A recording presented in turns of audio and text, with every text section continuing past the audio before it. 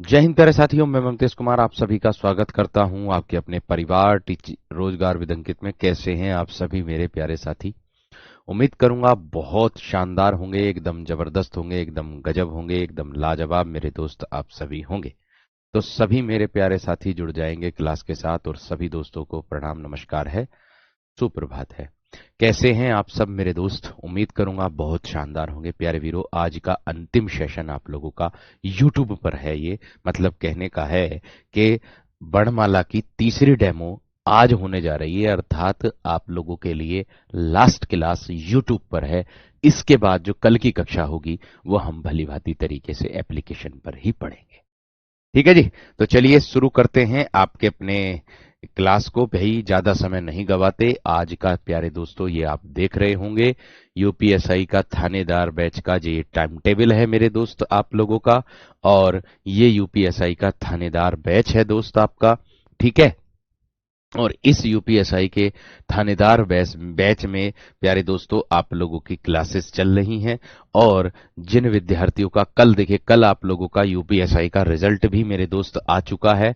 ये combo batch के बारे में है प्यारे दोस्त। आप लोगों को कैसे परचेज करेंगे ये है आप लोगों का इधर। ठीक है जी।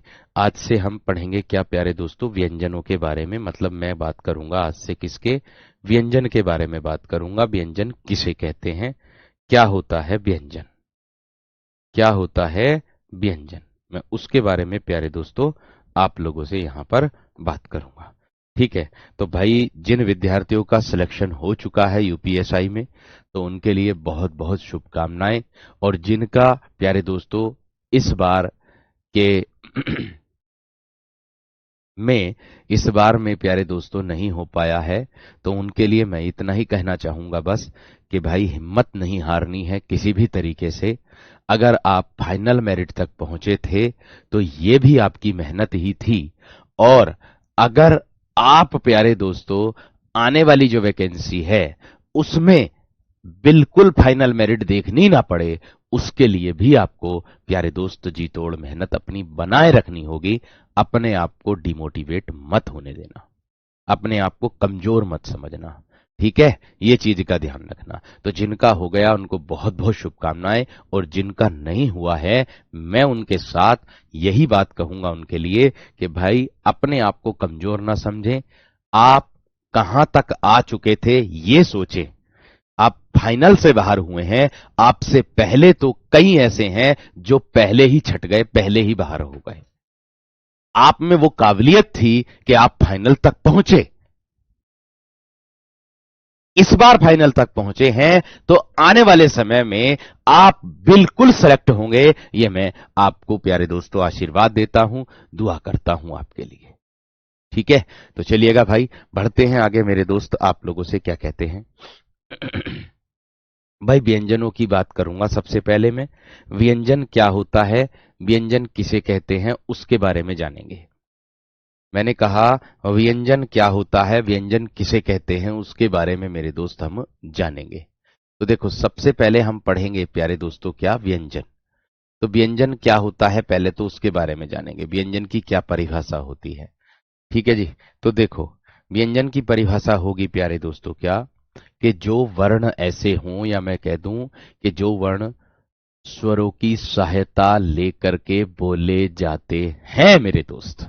मैंने क्या कहा आप लोगों से, मैंने कहा मेरे वीर ध्यान से समझना, क्या, जो वर्ण स्वरों की सहायता, जो वर्ण स्वरों की सहायता लेकर बोले जाते हैं, स्वरों की सहायता, स्वरों की सहायता लेकर लेकर बोले जाते हैं, बोले जाते हैं, उसे हम क्या कहते हैं प्यारे दोस्तों, उसे व्यंजन कहते हैं। उन्हें व्यंजन कहते हैं। उन्हें क्या कहते हैं, उन्हें व्यंजन कहते हैं। क्लियर है बात? अब अगर मैं बात कर रहा हूं मेरे दोस्त आप लोगों से कि व्यंजन तो होते हैं क्या, कि जो स्वरों की सहायता लेकर के बोले जाते हैं, ये तो क्लियर बात है। लेकिन ये किस प्रकार से स्वरों की सहायता लेकर के बोले जाते हैं, यह भी तो बोध हम लोगों को होना चाहिए, इसका भी तो पता हम लोगों को चलना चाहिए। तो भाई देखो, कोई सा भी व्यंजन ले लो, कोई सा भी, मान लीजिए मैंने कै ले लिया, मान लीजिए मैंने प्यारे दोस्तों चे ले लिया, है ना। तो अर्थात अगर मैं बात करूं, देखिए कभी कभी ऐसे भी आ जाता है, व्यंजन को प्यारे दोस्तों हम हल कहते हैं, व्यंजन को हम क्या कहते हैं प्यारे दोस्तों, हल। हल भी कहते, व्यंजन को हल के नाम से भी जाना जाता है, ठीक है। और स्वरों को अच के नाम से जाना जाता है, एच अच, अच के नाम से स्वरों को जाना जाता है, और मेरे दोस्त व्यंजन को हल के नाम से जाना जाता है, ठीक है। आज ये लास्ट क्लास है मेरे दोस्त ऐप यूट्यूब पर, इसके बाद आपकी क्लास एप्लीकेशन पर चलेगी। मैं इस मंच से यह वादा कर रहा हूं आप लोगों के सामने कि जितना पढ़ा दूंगा जितना पढ़ा दूंगा उससे बाहर नहीं जाएगा, मेरा ये प्रयास रहेगा। और प्यारे दोस्तों, आपको मैं इतना भी बता रहा हूं, देखिए जो यूपीएसआई की वैकेंसी है, आपकी यूपीएसआई का जो रिजल्ट आया है आप लोगों का आज, ठीक है, तो वो यूपीएसआई का जो मतलब कल जो रिजल्ट आया है, ये इसलिए रिजल्ट भी जल्दी आ गया ताकि आपकी जो आने वाली दूसरी भर्ती है नई, उसके लिए मेरे दोस्त आपका बहुत जल्दी नोटिफिकेशन भी देखने के लिए मिले, ठीक है। क्लियर है बात। देखिए कॉन्सेप्ट तो प्यारे दोस्तों मैं पढ़ा ही रहा हूं, बुक भी प्यारे दोस्तों आप लोगों के लिए अपनी बुक तैयार कर रहा हूं, है ना, जो आपको मिलेगी देखने के लिए सितंबर माह में, है ना, बेहतरीन कंटेंट के साथ, एकदम ये समझिएगा एकदम त्रुटि रहित होने वाली है। क्यों त्रुटि रहित रहेगी, क्योंकि उसको मैं खुद तैयार कर रहा हूं, अपने आप स्वयं तैयार कर रहा हूं। किसी, मैं कह दूं कि किसी की आवश्यक मतलब बस टाइपिस्ट तो है उसमें शामिल, लेकिन मैं खुद बना रहा हूं उसको, सबसे बड़ी बात यह है, ठीक है। तो चलिएगा भाई, मैंने कहा कि जो वर्ण स्वरों की सहायता लेकर के बोले जाते हैं उन्हें क्या कहते हैं, व्यंजन कहते हैं। यहां पर आप कै को देख रहे हैं, अगर मैं कै वर्ण की बात करूं तो कै जो है ना मेरे दोस्त, ये किसकी सहायता लेकर के बोला जा रहा है, ए की। अर्थात अगर मैं बात करूं चे की बात करूं तो चे किसकी सहायता लेकर के बोला जा रहा है, ए की। मैंने आप लोगों से क्या बताया था, ये क्या कहलाएगा, अब जिसके नीचे हलंत लग गया ये क्या कहलाएगा, ये कहलाएगा स्वर रहित। ये क्या कहलाएगा आप लोगों का, स्वर रहित। ये क्या हो गया प्यारे दोस्तों आप लोगों का, स्वर रहित, यानी कि इसमें अब स्वर नहीं है। तो जब इनमें जिसके नीचे हलंत लग जाए ना, जिसके नीचे हलंत लग जाए वो फिर क्या बन जाएगा मेरे दोस्त, वो अपने आप में शुद्ध व्यंजन कहलाएगा।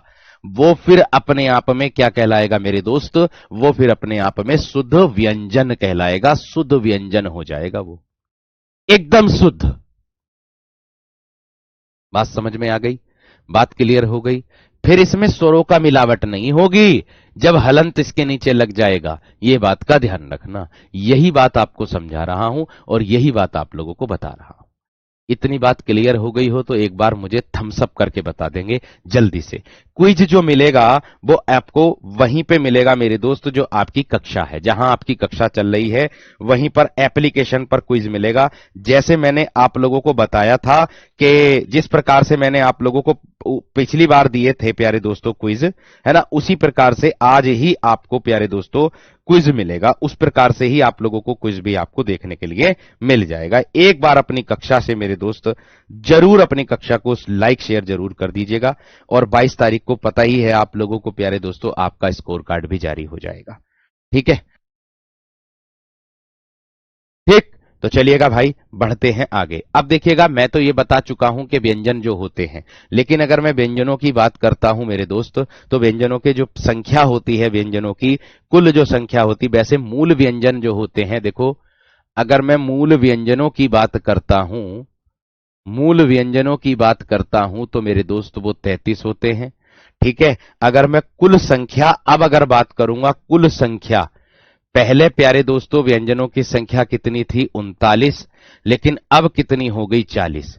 कहोगे कैसे, एक विशिष्ट जो व्यंजन है, एक विशिष्ट जो व्यंजन है मेरे दोस्त, इसको जोड़ लिया गया है, ठीक है। और ये जो व्यंजन होता है, ये मेरे दोस्त आपका ये वाला व्यंजन होता है ड़। ये ल और ड के योग से मिलकर बनता है। मेरी बात पर गौर करेंगे सभी विद्यार्थीगण। मैंने कहा ये जो व्यंजन होता है, ये आपका ल और ड के योग से मिलकर बनता है, अर्थात इस व्यंजन का जो उच्चारण स्थान है ना मेरे दोस्त, वो आप लोगों का मूर्धा, अर्थात मैं कह दूंगा मूर्धन्य हो जाएगा। इस व्यंजन का जो उच्चारण स्थान है मेरे दोस्त, वो क्या हो जाएगा आप लोगों का, वो मेरे दोस्त आप लोगों का मूर्धा अर्थात मूर्धन्य हो जाएगा। इतनी बात समझ में आ गई, क्लियर भी हो गई होगी। चलिए जी, अच्छी बात है। इसके बाद मेरे दोस्त आप लोगों के आते हैं स्पर्श व्यंजन। देखिएगा, अब मैं एक एक करके सभी चीजों को बेहतरीन तरीके से आप लोगों के सामने प्रत्यक्ष करता चलूंगा। स्पर्श का मतलब होता है प्यारे दोस्तों आप लोगों का कि छूकर बोले जाने व्यंजन। मैं कह दूं, स्पर्श का मतलब होता है मेरे दोस्त आप लोगों का कि छूकर बोले जाने वाले, स्पर्श करके बोले जाने वाले व्यंजन जो होते हैं। ये जो प्यारे दोस्तों इस प्रश्न का उत्तर जो बताया है, ये मैंने विशिष्ट व्यंजन का उच्चारण स्थान क्या होता है, वो मूर्धा होता है, मूर्धन्य होता है।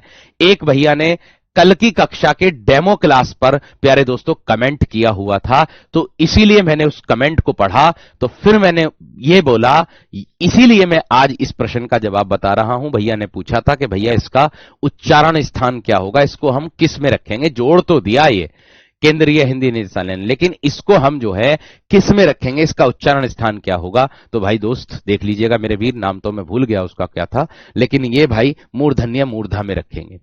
स्पर्श का मतलब होता है प्यारे दोस्तों आप लोगों का छूना, यानी कि मैं कह दूं जो व्यंजन ध्वनि जो होती है आपकी छूकर स्पर्श करके बोली जाए, मतलब हमारे शरीर के अंग जैसे कंठ है, तालु है ना प्यारे दोस्तों, मूर्धा है ना, और दंतीय है, ओष्ठीय है, ये जो होते हैं। और एक बात और बता दूं आप लोगों को मेरे दोस्त, एक बात का भी विशेष ध्यान रखना है यहां पर। किस बात का?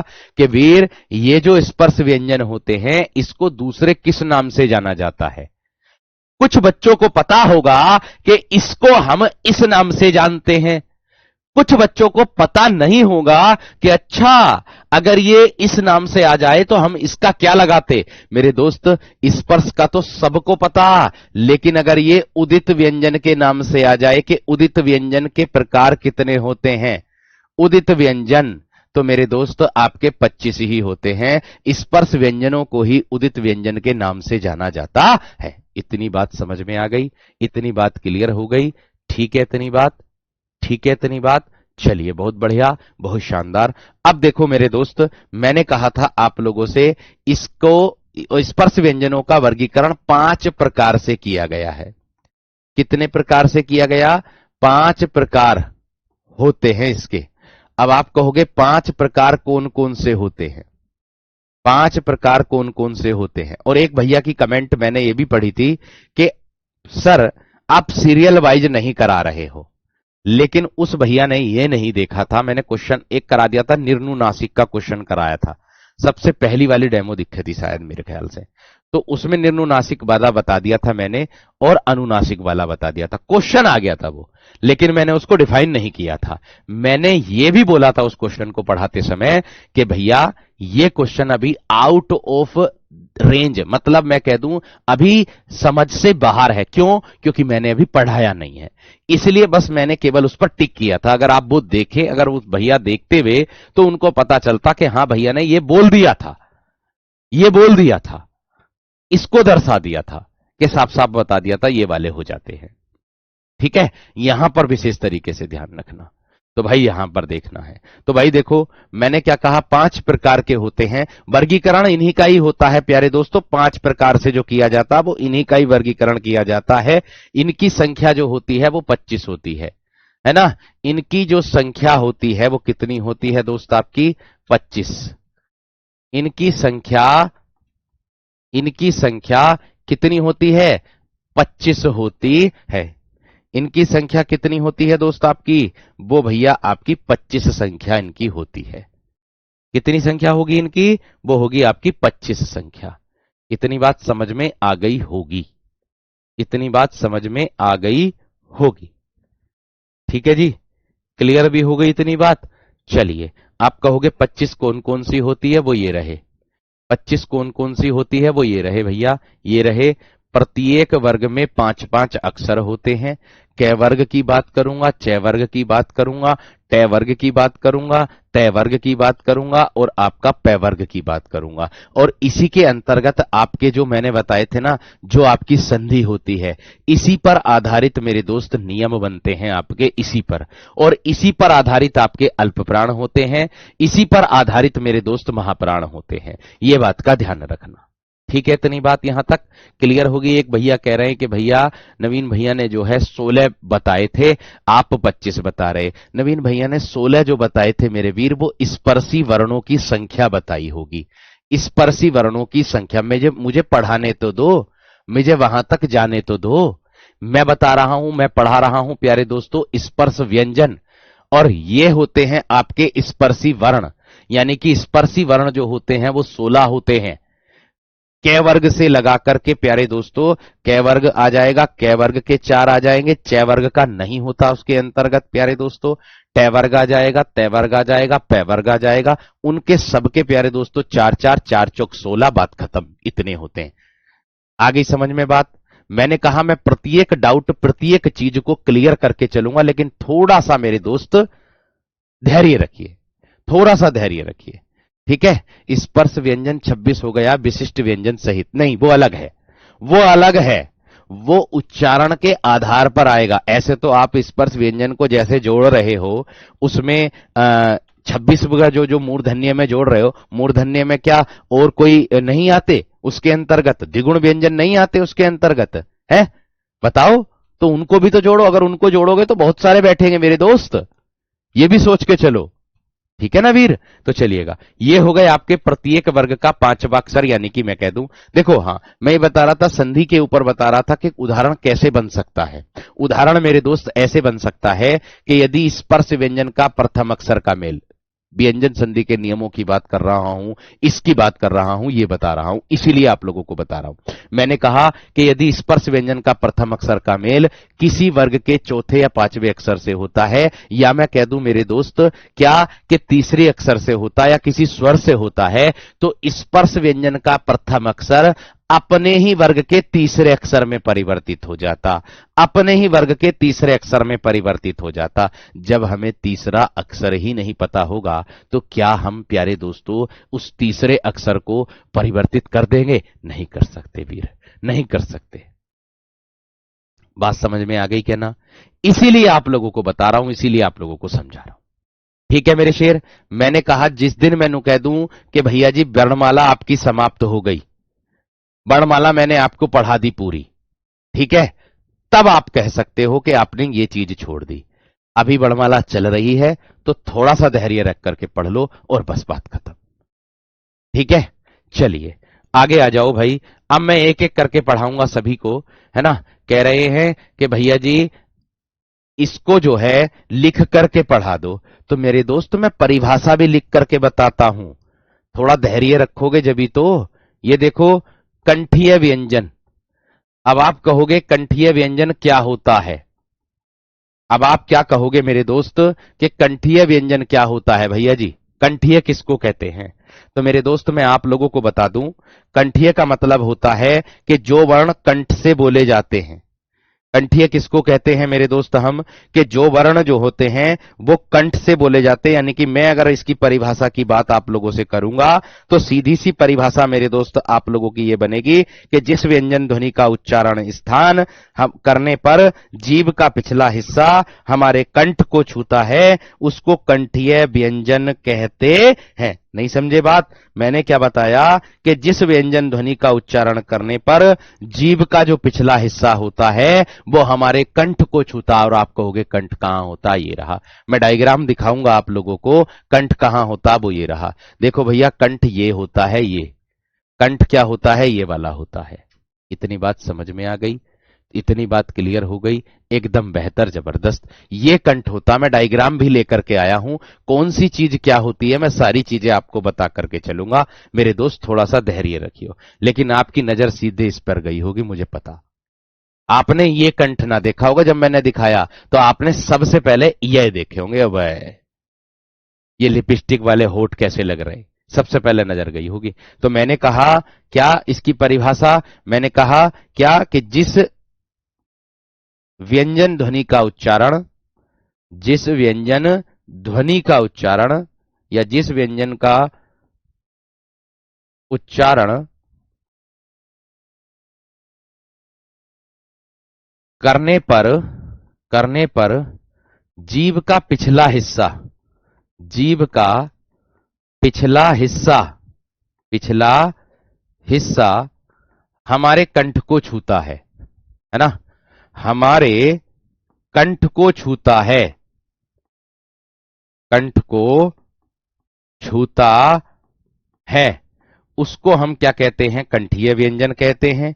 आप कहोगे कंठीय व्यंजन कौन कौन से होते हैं, तो मैं आप लोगों के सामने क है, ख है, ग है, घ है और एक प्यारे दोस्तों ये वाला आता है वंग है।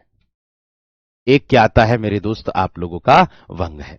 इतनी बात सबकी समझ में आ गई होगी। ठीक है जी, आगे देखिएगा।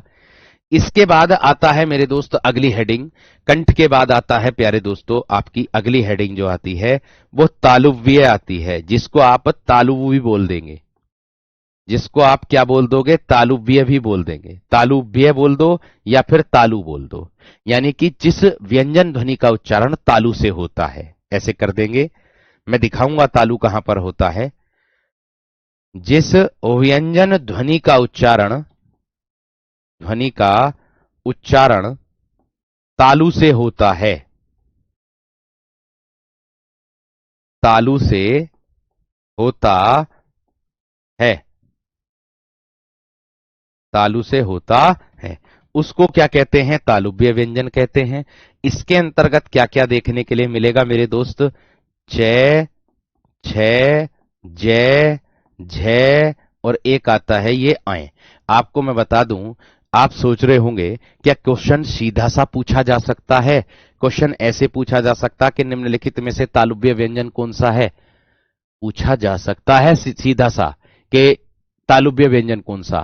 क्वेश्चन ऐसे भी पूछा जा सकता है मेरे दोस्त, क्या कैसे पूछा जा सकता है, क्वेश्चन ऐसे पूछा जा सकता, निम्नलिखित में से तालुव्य महाप्राण, तालुव्य महाप्राण, ठीक है, अघोष व्यंजन कौन सा है। नहीं समझे बात, मतलब वो तालुव्य भी हो, वो महाप्राण भी हो और वो अघोष व्यंजन भी हो, है ना। तो ऐसा व्यंजन हमको ढूंढना होता है मेरे वीर। बात समझ में आ गई क्या ना, बात क्लियर हो गई, ठीक है, बात समझ में आ गई। अब देखो कैसे, नहीं ऐप पर अब कैसे वर्णमाला पढ़ा देंगे, यहां से आगे कंटिन्यू चलेगी, यहां से आगे कंटिन्यू चलेगी प्यारे वीर। जब एप्लीकेशन पर जाएंगे तो यहां से कंटिन्यू चलेगी, मतलब यहां से आगे जितना पढ़ा दिया जाएगा उससे आगे पढ़ाया जाएगा, जितना पढ़ा दिया जाएगा मेरे दोस्त उससे आगे पढ़ाया जाएगा, ये बात का ध्यान रखना, ठीक है ना वीर। इतना सबका क्लियर हो गया भाई। इसके बाद 3 नंबर पर आता है मेरे दोस्त आप लोगों का कौन सा, मूर्धा। कौन सा आता है मेरे दोस्त आप लोगों का, मूर्धा आता है, जिसको आप मूर्धन्य के नाम से भी जानते हो। मैं बोलूंगा परिभाषा कि जिस व्यंजन ध्वनि का उच्चारण मूर्धा से होता है, मैं कहूंगा जिस व्यंजन ध्वनि का उच्चारण, जिस व्यंजन ध्वनि का उच्चारण, ध्वनि का उच्चारण मूर्धा से होता है, मूर्धा से होता है। मैं सभी को दिखाऊंगा आप लोगों को, डायग्राम बना हुआ है मेरे पास इनका, ठीक है। डायग्राम से अच्छा समझ में आता कहां मूर्धा होता, कहां तालु होता है, कहां ओष्ठ होता है, कहां पर ओष्ठ तो हर कोई पहचान लेगा, कहां दंत होता है वीरो, है ना, कहां दंत होता। क्वेश्चन भी लेकर के आया हूं कि व्यंजन से क्वेश्चन किस प्रकार से बन सकता है, क्वेश्चन भी मेरे वीर में लेकर के आया हूं आप लोगों के लिए कि व्यंजन से क्वेश्चन किस प्रकार से बन सकता है। तो भाई इसके अंतर्गत आएगा टे, ठे, डे, ढे और एक आता है प्यारे दोस्तों आप लोगों का ण। इसके आधार पर इसको एक तरीके से और याद कर सकते हो, केटीएम 2, केटीएम 2, ये मतलब K4 हो जाएगा कंठ, T4 हो जाएगा तालु, M4 हो जाएगा मूर्धा, और D4 हो जाएगा दंत, और O4 हो जाएगा ओष्ठ। आप इसको इस तरीके से भी याद कर सकते हो वीरो, आप इसको इस तरीके से भी याद कर सकते हो। बात खत्म। ठीक है जी। आगे अगर मैं बात करूं आप लोगों से मेरे दोस्त, आगे आता है मूर्धा के बाद आ जाएगा आप लोगों का क्या, जिसको मैं बोल दूंगा मेरे दोस्त, क्या आप लोगों का स्लाइड खाली नहीं है, इसलिए इसको प्यारे दोस्तों स्लाइड को खाली कर रहा हूं। ठीक है, हेडर दिखाई देना चाहिए कि किसकी क्लास चल रही है, बच्चों को यह भी पता होना चाहिए, इसलिए स्लाइड खाली कर रहा हूं। इस स्लाइड पे हो जाएगा सारा काम पूरा एकदम बेहतर तरीके से। मैंने कहा मूर्धा के बाद आ जाता है आप लोगों का प्यारे दोस्तों 4 नंबर पर दंतीय व्यंजन। कौन सा आता है? दंतीय। भाई देखो इसकी परिभाषा बहुत शानदार है और जो आपकी परीक्षा में पूछी भी जाती है। क्या बनेगी कि जिस व्यंजन ध्वनि का उच्चारण करने पर जीभ की नोक ऊपर के दांतों से लगती है। ना समझे मेरे दोस्त? मैंने क्या कहा मेरे दोस्त? एक बात का विशेष तरीके से ध्यान रखना, हिंदी संस्कृत भाषा से लिया गया है, तो संस्कृत किस भाषा से लिया गया? अनुराग मेरे वीर, किसने कह दिया हिंदी को संस्कृत भाषा से लिया? हिंदी मेरे दोस्त फारसी भाषा का शब्द है मेरे वीर, गलत बता रहे हो तुम ही मेरे वीर। हिंदी जो शब्द है वो फारसी भाषा का शब्द है दोस्त। मैंने कहा क्या कि जिन वर्णों का उच्चारण करते समय या जिनका उच्चारण करते समय, जिनका उच्चारण करते समय जीभ, है ना, जीभ का अगला भाग, या मैं कह दूं प्यारे दोस्तों करते समय ऊपर के दांतों से जीभ का अगला भाग, ऐसे कर सकते हो, ऊपर के दांतों से, ऊपर के दांतों से जीभ का अगला भाग, ऊपर के दांतों से जीभ का अग्रभाग, जीभ का अग्रभाग, चाहे इसको तो आप प्रैक्टिकल करके भी देख सकते हो, अग्रभाग लगता है या मिलता है या टच होता है तो उसको दंतीय व्यंजन कहते हैं। उच्चारण करके देख लो, ते, थे, दे, धे, ते थे दे धे न, ये होता है प्यारे दोस्तों दंतीय व्यंजन। आप उच्चारण करके देख लो, जीभ की जो ये वाली आगे की नोक होगी ये आपके ऊपर के दांतों से टच हो रही होगी, है ना। जीभ की जो आगे की प्यारे दोस्तों नोक होगी ये ऊपर के दांतों से टच हो रही होगी, अर्थात उच्चारण करते समय ये आपकी ऊपर के दांतों को लग रही होगी, यही प्यारे दोस्तों दंतीय कहलाता है। ठीक है वीर, आगे बात करूंगा लास्ट में ओष्ठीय व्यंजन। आगे बात करूंगा मेरे दोस्त कौन सा? ओष्ठीय व्यंजन। अब आप कहोगे कि भैया जी ये ओष्ठीय व्यंजन क्या होता है? देखो ओष्ठ का मतलब होता है होठों से। मैंने क्या कहा मेरे दोस्त कि ओष्ठ का जो मतलब होता है मेरे दोस्त आप लोगों का होठों से होता है। ठीक है, देखो ज्यादा बड़ी बात तो नहीं बोलूंगा, बस केवल इतनी ही बात बोलूंगा। इसके लिए मुझे प्यारे वीर मुझे विदित नहीं है कि कब से कब तक क्लास चलेगी, हालांकि मुझे ऐसा लगता है कि मंडे टू फ्राइडे ही चलेगी, अभी मुझे पक्का नहीं कंफर्म है, मैनेजमेंट को पता होगा, वो मैनेजमेंट बता देगा, मैनेजमेंट के द्वारा आपको पता चल जाएगी, आप चिंता ना करें। लेकिन मैं इतना बताना चाह रहा हूं, 40/40 दीवाने की जिम्मेदारी मेरी। इसका पुख्ता प्रमाण मेरे दोस्त पुराने वाले बच्चे होंगे जिनका प्यारे दोस्तों मुझे मैसेज भी आया था इंस्टाग्राम पर कि भैया जी हमारा तो यूपीएसआई में सिलेक्शन हो चुका है और उसमें आपका भी योगदान है। मैंने कहा भाई बहुत बहुत धन्यवाद, लेकिन बस इतना ही मैं कहना चाहूंगा कि पढ़ाया तो हमने डीप लेवल का था, हमसे पूछ हल्के लेवल का लिया था, लेकिन प्यारे दोस्तों जितना डीप लेवल का पढ़ाया था और जो हल्का लेवल का पूछा था वो भी परीक्षा में, वो भी अपनी कक्षा में कराया हुआ था, उदाहरण तक मेरे दोस्त। इसका प्रमाण मैं नहीं, बच्चे देंगे, मुझे कहने की आवश्यकता नहीं, मुझे कहने की आवश्यकता नहीं। ठीक है वीर, ये चीज का ध्यान रखना। तो मैंने क्या कहा आप लोगों से, बस एक विश्वास के तौर पर आप लोग कर सकते हैं, इतना मैं विश्वास दिलाता हूं कि हां मैं इस अपने सब्जेक्ट में पूरी जिम्मेदारी लूंगा, अपने सब्जेक्ट की बात कर रहा हूं। ठीक है जी, अपने सब्जेक्ट की बात। ठीक, चलिए ओष्ठीय व्यंजन की अगर मैं बात करूंगा तो जिन वर्णों का उच्चारण होठों से होता है। मैंने क्या कहा कि जिन वर्णों का उच्चारण उच्चारण होठों से होता है। किससे होता है?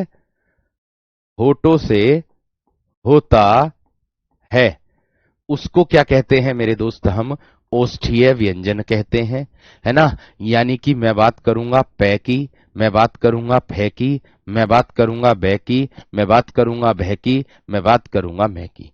पै फै बै भै मैं, ये वाला हो जाएगा। ये वाला मेरे दोस्त आप लोगों का हो जाएगा। इतनी बात सबकी समझ में आ गई है ना? इतनी बात क्लियर हो गई है ना? एक बार जल्दी से बताओ भाई। देखो, कॉपी पेस्ट मत करो। अगर आपको लगता है कि आपको नोट्स बनाने चाहिए तो आप बना लीजिएगा। अगर आपको नहीं लगता कि नोट्स बनाने में मेरा समय जाया जाएगा, मैं प्रिंट आउट ही निकलवा लूंगा, तो बात ही खत्म हो जाती है। प्रिंट आउट ही निकलवा लेना।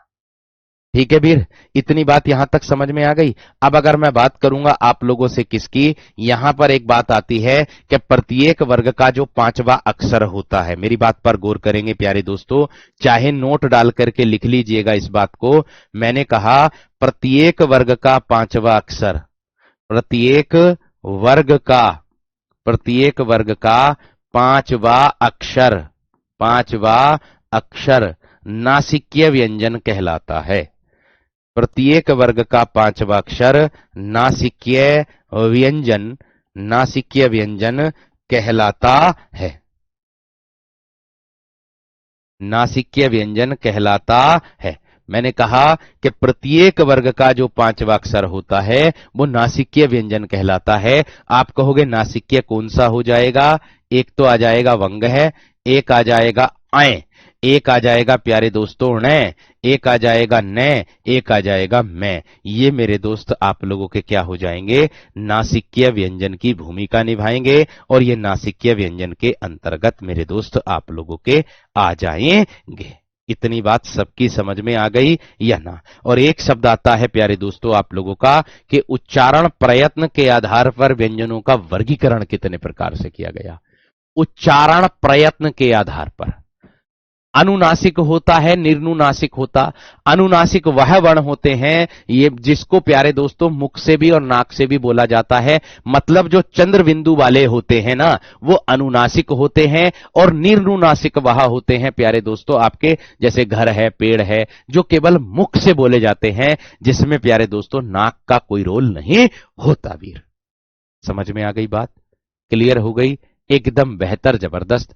स्पर्श व्यंजन की परिभाषा यही होती है कि जिस व्यंजन ध्वनि का उच्चारण हमारे अंगों को स्पर्श करके होता है, जैसे कंठ है, तालु है ना, उसको कहते हैं। और मैंने आप लोगों को बताया है कि कौन सा कंठीय होता, कौन सा तालुव्य होता। देखो, तालु जो होता है ये ऊपर की तरफ दे रखा है, ये आप लोगों का है ना, ये स्वर के पोर्शन की बात हो रही है, स्वरों में आ रहा है। इसको छोड़ो, यहां पर आ जाओ मेरे दोस्त आप लोगों का, ये होता है प्यारे दोस्तों कंठीय व्यंजन। ये क्या होता है? कंठीय। आप कह रहे थे भैया वर्गीय व्यंजन किसको कहते हैं? मेरे वीर, मैंने कहा ना, मैं पूरे डाउट को क्लियर करके जाऊंगा। अगर देखो, एक चीज का विशेष तरीके से ध्यान रखना, अगर मुझे कुछ आता नहीं होगा ना, मैं बात प्रत्यक्ष करता हूं मेरे दोस्त, अगर मुझे कोई चीज का पता नहीं होगा तो आपसे मैं प्रत्यक्ष बोलूंगा भाई मुझे इस बात का पता नहीं है, इसको मैं वेरीफाई करूंगा, या फिर इस पर मैं काम करूंगा और इस पर सटीक जानकारी मैं आपको आकर के दूंगा, रिसर्च करके आप लोगों को दूंगा।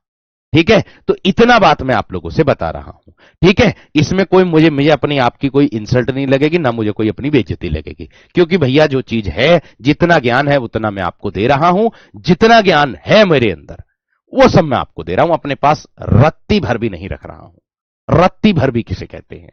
ठीक है, तो मैंने कहा आप लोग कह रहे थे वर्गीय व्यंजन क्या होता है, तो मेरे दोस्त ये रहा वर्गीय व्यंजन।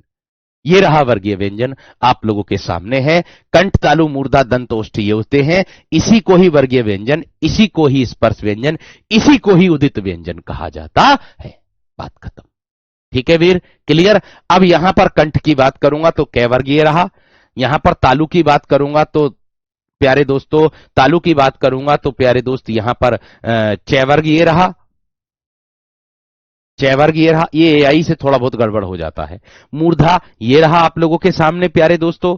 दंतीय ये रहा आपके सामने। ओष्ठीय ये रहा। दंत ओष्ठीय व्यंजन आ जाए, खाली बै होता है ना। दंत व्यंजन ये रहा, ओष्ठीय व्यंजन ये रहा, है ना। कंठ व्यंजन ये रहा, औस व्यंजन, अंतस्थ व्यंजन ये होते। देखो अनुनासिक जो होते ना मेरे दोस्त, अनुनासिक वो होते हैं चंद्र बिंदु वाले वर्ण, यानी कि प्रत्येक वर्ग का जो पांचवा अक्षर होता है वो अनुनासिक के रूप में आता है, अनुनासिक की संज्ञा दी जाती है, क्योंकि चंद्र बिंदु वाले जो होते हैं वो मेरे दोस्त आप लोगों के अनुनासिक ही कहलाते हैं। ठीक है इतनी बात यहां तक? ठीक है इतनी बात या ना? ये बताओ जल्दी से। सर जी इसको जूम कर दीजिए। जूम जूम अगर कर दूंगा तो दिखाई नहीं देगा। सीन टू देख, सीन टू ना है प्यारे दोस्त इसमें, है ना। अगर सीन टू होता तो मैं दिखा देता, है ना। इसी तरीके से देख लो, कंठ ये रहा, मूर्धा ये, तालु ये रहा, मूर्धा ये रहा ऊपर की तरफ, और दंत ये रहा, और ओष्ठ ये रहा। अगर फिर भी इसमें समझ में ना आए, इस डायग्राम में फिर भी समझ में नहीं आता, तो वीरो यहां आ जाओ। ये रहा एक डायग्राम, मेरा पुराना बना हुआ डायग्राम है, जिसको मैं आपको भली भांति तरीके से पढ़ाता हूं।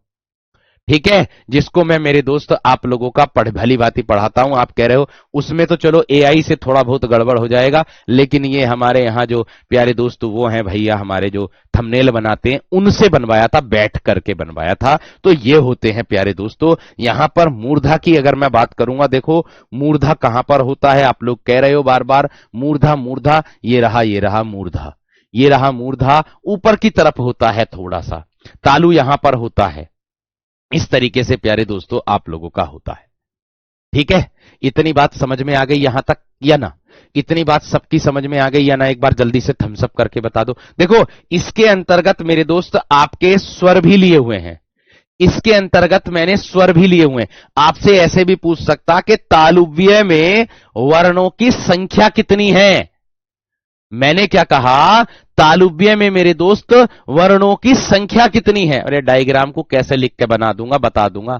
अरे सारी चीजें डायग्राम तुम्हें मिलेगा मेरे दोस्त। हाँ यूपी पुलिस हो जाएगा। अरे यूपी एसआई की तैयारी करो, यूपी पुलिस में तो धुआं ही काट दोगे हैं।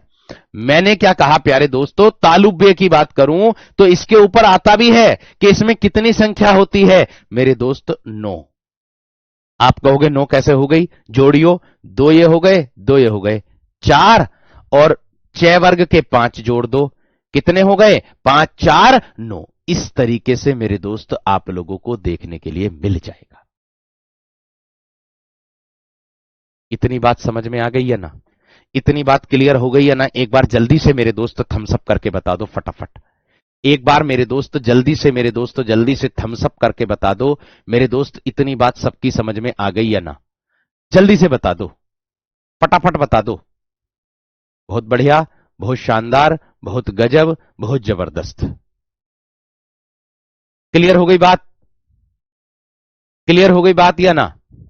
एक बार थम्स अप करके मेरे दोस्त आप लोग बता दो। बहुत बढ़िया, बहुत शानदार, बहुत गजब। ठीक है, क्लियर हो गई बात? चलिए, बहुत बढ़िया भाई, बहुत बढ़िया, बहुत बढ़िया। ठीक, एक भैया बार बार अलजीवा का, अलजीवा का, अलजीवा का प्यारे दोस्तों बार बार कोशिश कर रहे हैं, कॉपी पेस्ट कर रहे हैं कि अलजीवा किसे कहते हैं।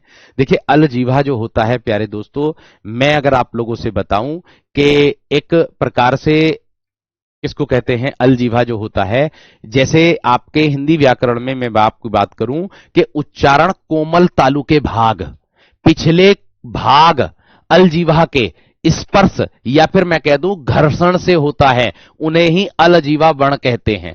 और इन अलजीवा व्यंजन भी प्यारे दोस्तों उसी को कहा जाता है। यह बात का ध्यान रखना। ठीक है, बात क्लियर हो गई या ना? इतनी बात क्लियर हो गई?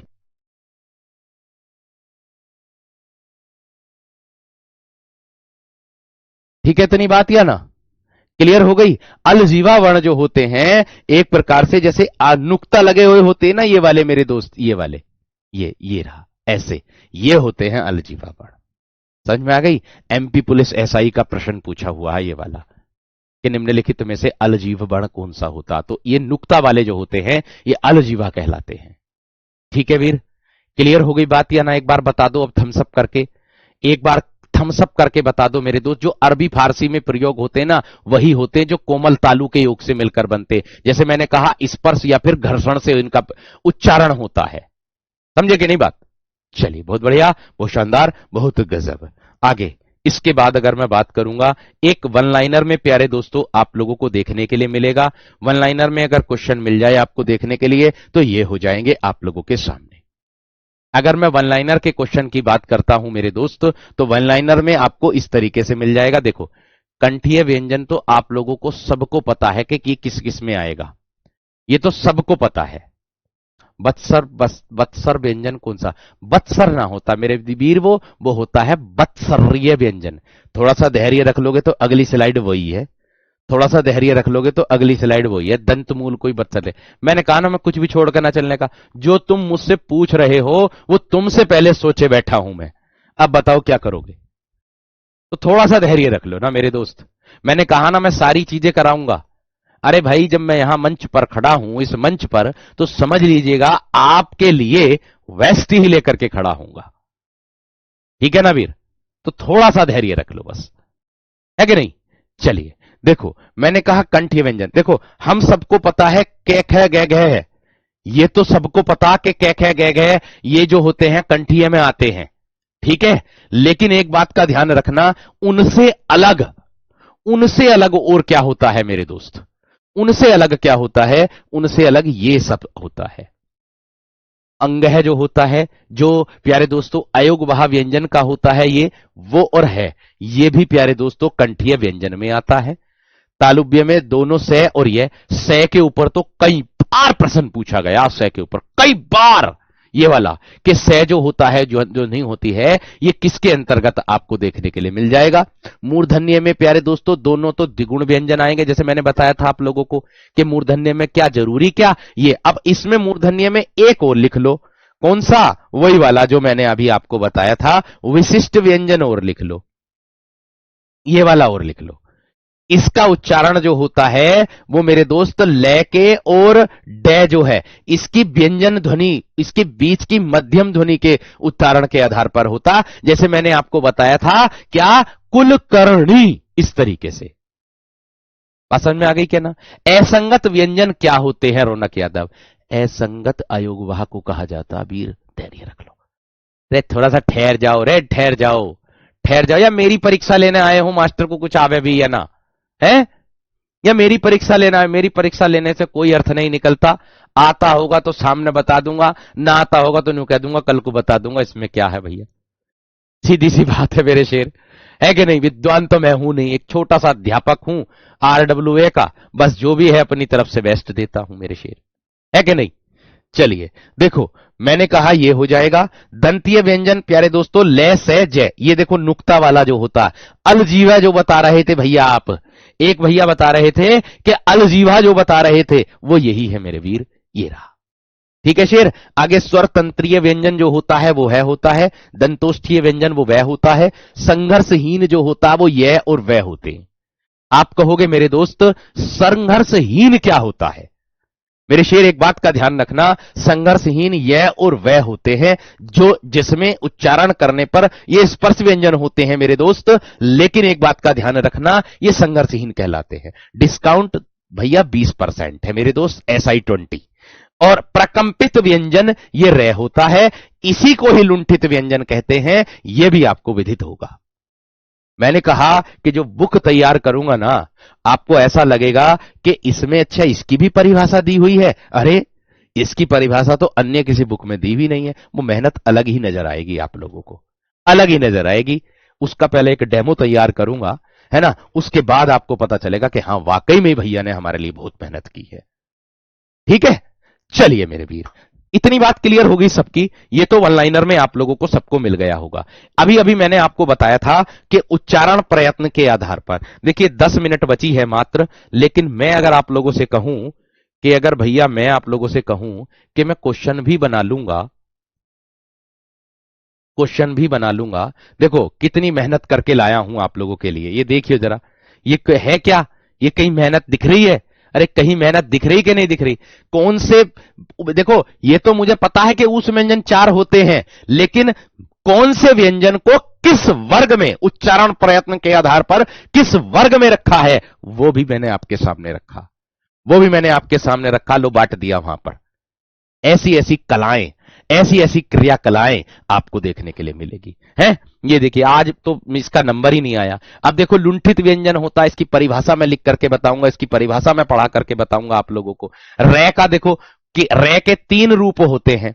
यूपी टेट की परीक्षा में रे के बारे में कई बार पूछा गया मेरे दोस्त, यूपी टेट की परीक्षा में। तो तीनों रूप ये मैंने यहां पर बता रखे हैं। यहां देखिए, एक भी प्यारे दोस्तों कोई सी चीज जो रे से ना हो, जो रे को ना बोली जा रही हो, कि जो रे के बारे में ना हो, भैया अल्प प्राण में रह आएगा, घोष में, सघोष में रह आएगा, लुंठित में रह आएगा, अंतस्थ में रह आएगा, अर्धस्वर में रह आएगा, बत्सर्य में रह आएगा, लोणित बण होता है, असक्त व्यंजन होता है। रे के प्रचलित रूप 3 होते हैं, एक तो ये, एक ये और एक ये। भाई बताओ ऐसे कैसे हो जाएगा?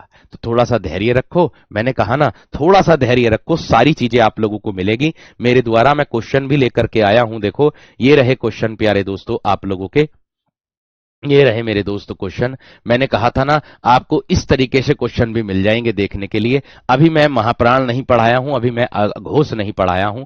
पार्श्विक क्या होता, पार्श्विक लय होता, मैं लाया हूं मेरे वीर। ये रहा पार्श्विक की भी, ये रही देखो, पार्श्विक पार्श्विक पार्श्विक, ये रहा पार्श्विक। पढ़ाऊंगा, छोड़ूंगा कुछ ना मेरे वीर, छोड़ूंगा कुछ ना, और परिभाषा के तौर पर बताऊंगा।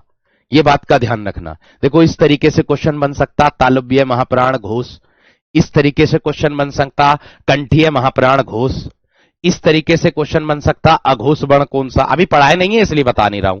हिंदी वर्णमाला में व्यंजन वर्णों की संख्या कितनी है, व्यंजन वर्णों की संख्या पूछी खाली। विकल्प हमारे पास 33 है, तो आपका उत्तर 33 हो जाएगा बस, बाकी और कोई सटीक नहीं है, सीधी सी बात है। ठीक है, दंतोष्ठीय व्यंजन वह होता, बस खाली वह होता।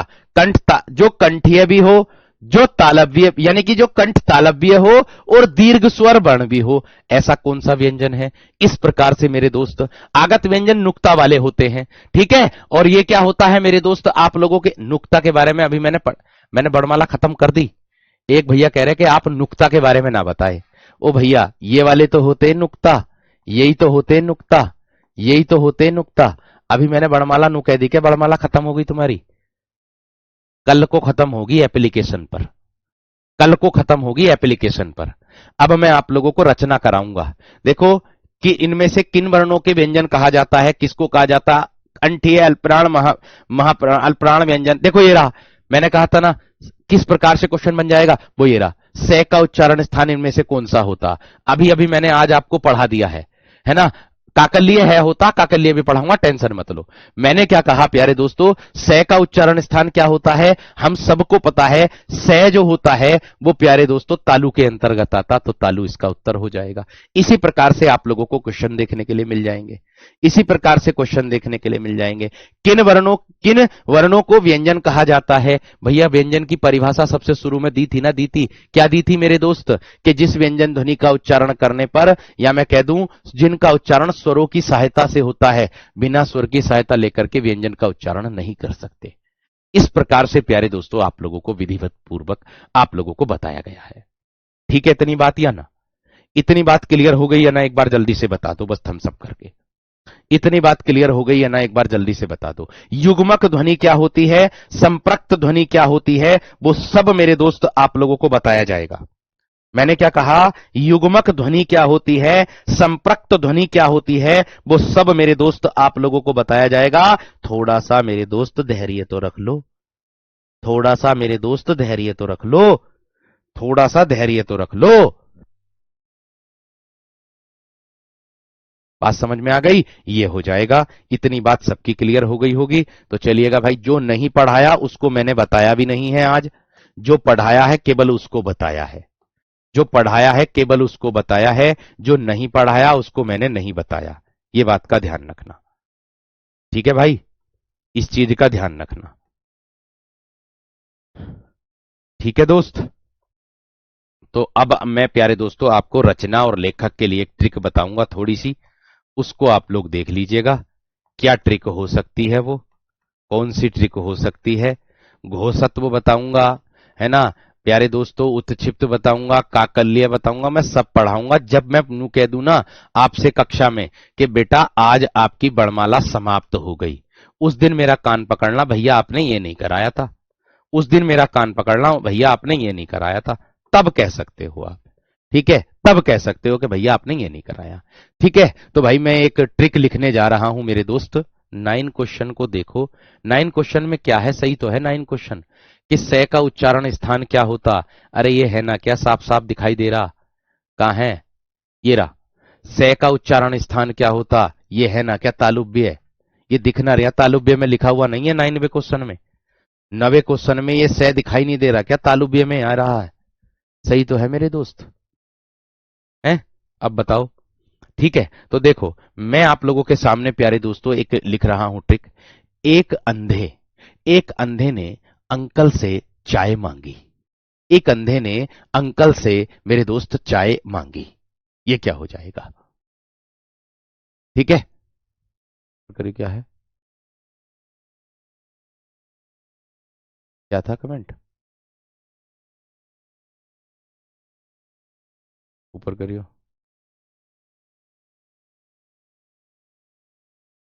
चलो,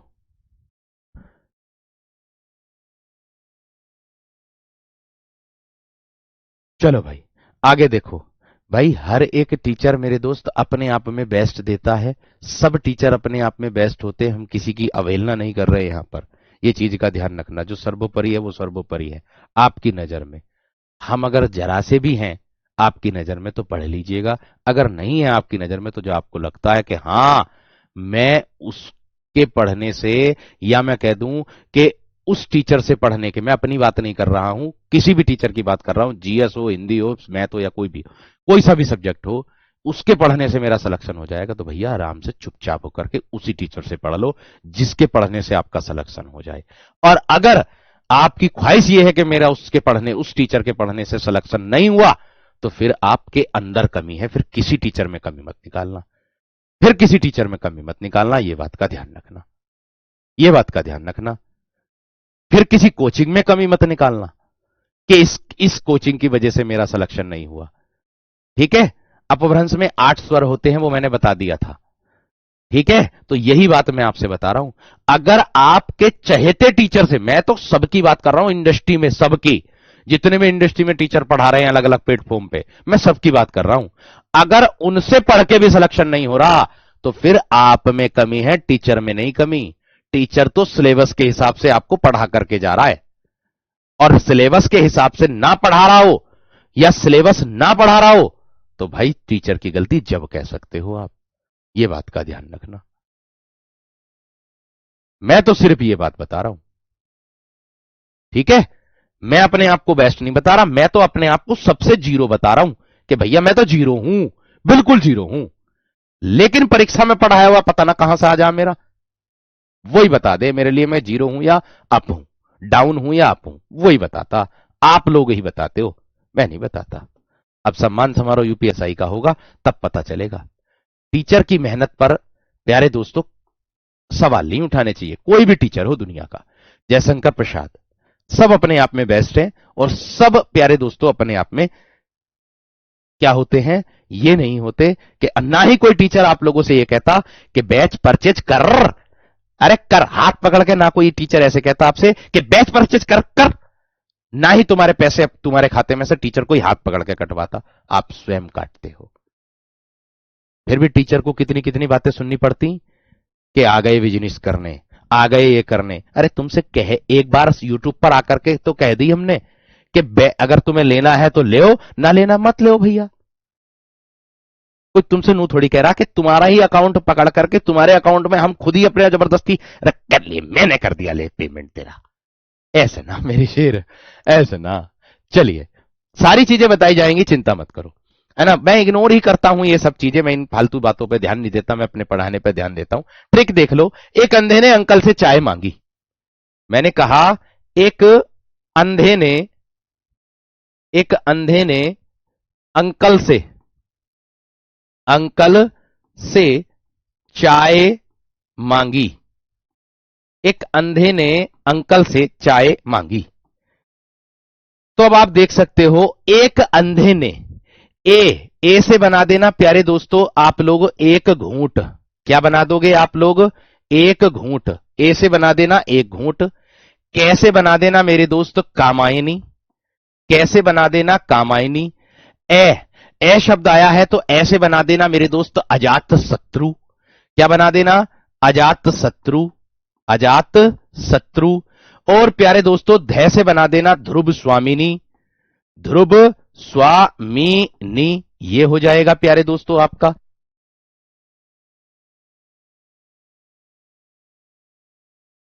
ठीक है। और प्यारे दोस्तों न से बना देना आप नाग यज्ञ। नाग यज्ञ। और ए शब्द आया फिर से आया है। ए शब्द फिर से आया है। ए शब्द क्या आया है मेरे दोस्त? फिर से ए शब्द आया तो उसको बना देना आंसू। आंसू। क्या हो जाएगा मेरे दोस्त आपका? आंसू। ये क्या हो जाएगा? करुणालय। क्या हो जाएगा? करुणालय। ये क्या हो जाएगा प्यारे दोस्तों? लय से। अगर मैं लय से बात करूंगा तो लय से क्या हो जाएगा? लहर। क्या हो जाएगा? लहर। और अगर से बात करूंगा तो क्या बन जाएगा मेरे दोस्त? स्कंद गुप्त। क्या बना दोगे? स्कंद गुप्त। स्कंद गुप्त बना दोगे। मैं बात करूंगा च की। च से बना दोगे क्या प्यारे दोस्तों? आपका चित्राधार। क्या बना दोगे मेरे दोस्त? चित्राधार। मेरी अगली कक्षा का समय हो गया। यह से क्या बनाओगे आप लोग? यह से बनाओगे मेरे दोस्त एक प्रकार से छाया। छाया। मगर ये थोड़ा सा मिसमैच हो रहा है ना, तो इसीलिए इसको छाया कर देना। या बाद में आ रहा तो इसलिए यहां से इससे जोड़ दिया मैंने, है ना। मैं शब्द आया है तो वो भैया आपका ऐसे लिखा गया जिससे आपको जोड़ करके बनाया जाए। तो ये थी भैया आप लोगों की किसकी ट्रिक? ये थी जयशंकर प्रसाद की रचनाओं की कुछ चुनिंदा ट्रिक। ठीक है जी, उम्मीद है बेहतर समझ में आई होगी। नमस्कार, धन्यवाद, जय हिंद। मिलता हूं कल की कक्षा में। कैसी लगी कक्षा? अगर प्यारे दोस्तों जरा सी भी बेस्ट लगी हो, जरा सी भी अच्छी लगी हो तो जरूर बताना। तो जरूर बताना जरा सी भी बेस्ट लगी हो। संघर्षहीन कौन से होते, संघर्षहीन कौन से होते, संघर्ष वाले कौन से होते हैं, वो सारी चीजें आपको बताई जाएगी। नमस्कार, धन्यवाद।